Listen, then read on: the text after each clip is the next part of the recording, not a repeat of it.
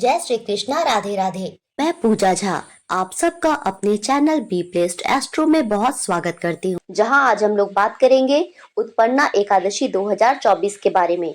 आज की वीडियो में आप जानेंगे कि उत्पन्ना एकादशी साल 2024 में कब है, एकादशी की तिथि कब प्रारंभ हो रही है और व्रत हमें कब धारण करना है, और पारण यानी व्रत खोलने का शुभ मुहूर्त क्या है।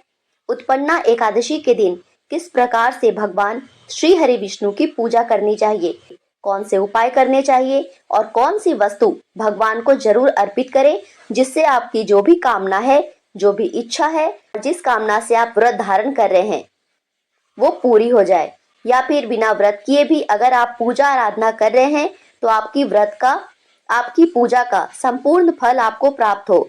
तो इसके लिए आज विशेष क्या करना चाहिए, संपूर्ण जानकारी आपको आज की वीडियो में शेयर करने वाली हूँ। तो बने रहेंगे वीडियो के अंत तक, और ऐसी जानकारी पाने के लिए मेरे चैनल को सब्सक्राइब करेंगे। और अगर आपको वीडियो अच्छी लगी तो मेरे चैनल को सब्सक्राइब और वीडियो को लाइक भी करेंगे। तो सबसे पहले बात करते हैं एक ऐसे महा उपाय के बारे में जिसे आप व्रत रख के या बिना व्रत रखे जैसी भी इच्छा हो कर सकते हैं। वैसे तो एकादशी का व्रत हर किसी को जरूर करना चाहिए, लेकिन फिर भी यदि कोई इस व्रत को किसी वजह से नहीं कर पा रहे हैं तो भी उस दिन भगवान विष्णु और माता लक्ष्मी की उस दिन के शुभ मुहूर्त में विधि विधान से पूजा जरूर करनी चाहिए, और साथ में कोई ना कोई विशेष उपाय जरूर करना चाहिए जिससे हमें विशेष फल की प्राप्ति हो। तो आज के विशेष उपाय के तौर पर आपको भगवान विष्णु और माता लक्ष्मी का शंख से अभिषेक करना है। मार्गशीर्ष मास में शंख का बहुत अधिक महत्व होता है। इस महीने में यदि आप शंख की ही पूजा करते हैं या तिलक करते हैं या फिर सिर्फ दर्शन मात्र से ही आपको बहुत अधिक पुण्य फलों की प्राप्ति होती है। इसीलिए हर सनातनी के घर में शंख होना ही चाहिए। तो उत्पन्ना एकादशी के दिन किए जाने वाले शंख के उपाय में से आपको दक्षिणावर्ती शंख से यह उपाय करना है, और अगर यह शंख ना हो तो कोई भी शंख चलेगा। इस दिन आपको शंख में गंगा जल या शुद्ध जल के साथ केसर, इत्र, अष्टगंध और हल्दी डालकर 3 बार में लक्ष्मी नारायण का अभिषेक करना है, और विष्णु भगवान को 11 तुलसी के पत्ते अर्पित करने हैं। भगवान को तुलसी दल चढ़ाने का बहुत अधिक महत्व होता है, पर ध्यान रखें कि एकादशी के दिन तुलसी पत्र नहीं तोड़े जाते हैं। तो आपको पहले ही तुलसी दल तोड़ के रख लेना है और 11 तुलसी के पत्ते गिन के भगवान विष्णु को अर्पित करें। और इसके साथ इस दिन माता लक्ष्मी को हल्दी और कुमकुम अवश्य चढ़ाएं। ऐसा करने से भगवान विष्णु और माता लक्ष्मी की असीम कृपा दृष्टि हमें प्राप्त होती है, और हमारी जो भी इच्छा है और यह अभिषेक हम उस इच्छा को बोलते हुए करेंगे तो हमारी मनोकामना जरूर पूरी होगी। अब जानते हैं कि एकादशी की तिथि कब से प्रारंभ हो रही है, कब समाप्त हो रही है और व्रत कब धारण करना है। देखिए, भगवान विष्णु को समर्पित कई व्रत और त्योहार हैं। इन्हीं व्रतों में से एक व्रत है मार्गशीर्ष मास की उत्पन्ना एकादशी का व्रत। धार्मिक ग्रंथों के अनुसार उत्पन्ना एकादशी से ही एकादशी व्रत रखने की शुरुआत हुई थी, इसीलिए इस एकादशी का विशेष महत्व है। इस एकादशी व्रत के प्रभाव से व्यक्ति समस्त सांसारिक सुख भोग कर अंत में मोक्ष को प्राप्त करता है। उसके सभी पाप नष्ट हो जाते हैं, सारे कष्ट मिट जाते हैं। जो लोग एकादशी का व्रत रखना चाहते हैं या पहली बार व्रत आरंभ करना चाहते हैं, उनके लिए उत्पन्ना एकादशी बहुत ही पुण्य फलदायी मानी जाती है। वैदिक पंचांग के अनुसार इस साल अघन मास की कृष्ण पक्ष की एकादशी तिथि की शुरुआत 25 नवंबर को प्रातःकाल 1:01 से हो रही है, जिसका समापन अगले दिन 26 नवंबर को सुबह 3:47 पर होगा। उदया तिथि के आधार पर इस वर्ष 2024 में 26 नवंबर को उत्पन्ना एकादशी का व्रत रखना शुभ माना जाएगा। उत्पन्ना एकादशी की पूजा के शुभ मुहूर्त। इस दिन सूर्योदय सुबह 6:57 पर होगा और राहु काल का समय दोपहर 2:44 से लेकर शाम के 4:01 तक रहेगा, और अमृत काल रात के 9:46 से लेकर देर रात 11:34 तक रहेगा। और इस बार गृहस्थ जन हो और सभी वैष्णव संप्रदाय के लिए एकादशी की तिथि एक समान ही होगी। 26 नवंबर 2024 को उत्पन्ना एकादशी का व्रत रखा जाएगा। कई बार लोग एकादशी का व्रत तो रख लेते हैं, लेकिन पारना मुहूर्त के बारे में उन्हें सही जानकारी नहीं होती, क्योंकि एकादशी व्रत के नियमों के अनुसार व्रत का पारण हमेशा शुभ मुहूर्त में ही करना चाहिए। पारण के समय हरिवासर का समय ना हो और जो पारण करने का सबसे उत्तम मुहूर्त होता है उसी में पारण करना चाहिए। और उत्पन्ना एकादशी व्रत का पारण 27 नवंबर 2024 को किया जाएगा। 27 नवंबर को दोपहर 1:33 से 3:26 के बीच व्रत का पारण करना शुभ रहेगा। अब जानते हैं एकादशी के इस 3 दिवसीय व्रत का नियम। यह नियम दशमी से ही शुरू हो जाता है।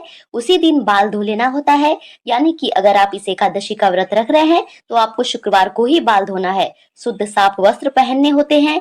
प्याज, लहसुन, बैगन, मूली, साग, मसूर की दाल, अशुद्ध चीजें ये सब नहीं खाते हैं।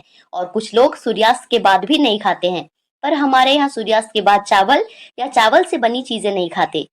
दशमी के दिन ही तुलसी पत्र वगैरह तोड़ के रख लेना चाहिए, क्योंकि एकादशी में बिना तुलसी पत्र के पूजा भी नहीं होती और एकादशी में तुलसी पत्ता तोड़ते भी नहीं है। और दूसरे दिन एकादशी का व्रत रखते हैं तो सुबह सूर्योदय के समय जल्दी उठकर बिना कुछ खाए पिए नहा धोकर शुद्ध हो जाइए और नहाने के जल में थोड़ा सा गंगा जल और एक चुटकी हल्दी डालकर स्नान कीजिए। अपने मंदिर की साफ सफाई करके भगवान विष्णु के सामने एकादशी व्रत का संकल्प लेना है। इस दिन पीला वस्त्र पहनना चाहिए। भगवान को भी पीला वस्त्र पहनाना चाहिए। अगर आपके घर में लड्डू गोपाल की कोई मूर्ति है तो आप उन्हें भी पीले वस्त्र पहनाइए। और अगर आप फोटो रख के पूजा करते हैं तो फोटो के ऊपर भी पीला कपड़ा रखिए। भगवान विष्णु की पूजा में पीली चीजों का ही सबसे ज्यादा प्रयोग किया जाता है। एकादशी वाले दिन तुलसी में भी जल नहीं डालेंगे, क्योंकि एकादशी वाले दिन तुलसी में जल नहीं डालते, स्पर्श भी नहीं करते। आप बिना स्पर्श किए फूल चढ़ा सकते हैं। हाथ जोड़ के प्रणाम कीजिए, धूप दीप जलाइए। तुलसी माँ के चारों ओर ओम नमो भगवते वासुदेवाय ऐसा बोल के 7 बार परिक्रमा कर लीजिए। बहुत फल मिलता है इसका। फिर पूरी विधि विधान से विष्णु भगवान की माँ लक्ष्मी के साथ एकादशी के दिन पूजा कीजिए। पीला फूल, पीला भोग, पीले चंदन, अपराजिता का फूल, यह सब भगवान विष्णु को अति प्रिय होते हैं। अपराजिता फूल को तो विष्णु प्रिय अपराजिता ही कहा जाता है। अगर यह सब आपको मिले तो आप जरूर चढ़ाइए। इसके बाद पंचामृत वगैरह से भी भगवान का अभिषेक कराइए। आप जैसे पूजा करते हैं वैसे पूजा कीजिए। भगवान भाव के भूखे होते हैं। एक बात का ध्यान रखिएगा कि इस दिन ना भगवान को अन्न चढ़ता है और ना ही अन्न का दान करना होता है। और इसके बाद अगर आपके घर में केले का पेड़ है तो उस पेड़ में भी 1 लोटे में जल और उसमें हल्दी डालकर केले की जड़ में डालिए और हल्दी से 5 टीका केले के पेड़ में लगा दीजिए। अगर अष्टगंध या पीला चंदन है तो उससे भी इस हल्दी के ऊपर ही 5 टीका और लगा सकते हैं। दीपक जलाइए, धूप दीप दिखाइए, पीला फूल चढ़ाइए। और इसके बाद पूरी पूजा होने के बाद एकादशी व्रत की कथा और आरती जरूर करें। आज के दिन भगवान विष्णु के साथ माता लक्ष्मी की भी आरती जरूर पढ़नी चाहिए। विष्णु चालीसा, विष्णु श्लोक, विष्णु सहस्त्र नाम, इसमें से आप जो जो पढ़ सकते हैं पढ़िए और अगर जो नहीं पढ़ सकते हैं उसको फोन या टीवी में चलाकर सुन लीजिए, पर सुन जरूर लीजिए। अब बात करते हैं कि एकादशी व्रत में क्या खाना होता है और क्या नहीं खाना होता है। शास्त्रों के मुताबिक तो एकादशी का व्रत निर्जला भी रखते हैं, लेकिन एकादशी का व्रत पानी पीकर भी रख सकते हैं और फलाहार करके भी रख सकते हैं। लेकिन इस व्रत में अन्न नहीं खाना होता है, तो आप अपने अनुसार देख लीजिए, जैसी आपकी इच्छा हो आप वैसा व्रत रख सकते हैं। इस व्रत को रखने से भगवान विष्णु प्रसन्न होते हैं और हर मनोकामना पूरी करते हैं और माँ लक्ष्मी के साथ आपके घर में स्थायी निवास करते हैं। व्रत वाले दिन सोना नहीं चाहिए। अगर आप जागे नहीं रह सकते हैं तो सिर्फ रात में सोए, दिन में तो बिल्कुल भी नहीं सोना है। हमारे तरफ ऐसा कहते हैं कि बिना संकल्प के पूजा का फल इंद्रदेव ले जाते हैं और व्रत में सो जाने से उसका फल त्रिजटा नाम की राक्षसी ले जाती है। तो सिर्फ एकादशी नहीं, किसी भी व्रत करने से पहले संकल्प लेना चाहिए और कोशिश कीजिए कि सोना नहीं है। दिन भर बीतने के बाद शाम को फिर से दिया जलाइए, आरती कीजिए। अगर आप फिर से भोग लगाना चाहें तो लगा सकते हैं। अगर आपके घर में लड्डू गोपाल है तो आप 2 बार भोग लगाइए और अगर फोटो रख के पूजा कर रहे हैं तो 1 बार सुबह ही भोग लगाना काफी है।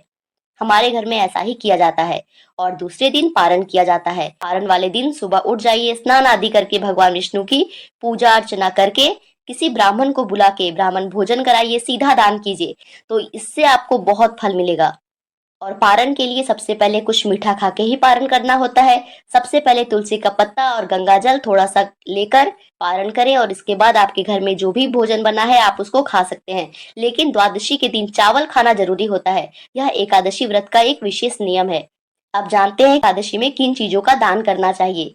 इस व्रत के दौरान घी, दूध, दही, फल, वस्त्र और पैसे का दान करना बेहद शुभ माना गया है। इस दिन तुलसी के पास घी का दीपक जलाइए और परिक्रमा करनी चाहिए। शाम को भगवान विष्णु और देवी लक्ष्मी की विधि विधान से पूजा कीजिए। अगर कोई जरूरतमंद दिखे तो उसको जरूर खाना खिलाइए। किसी को भी दुत्कारे या फटकारे ना।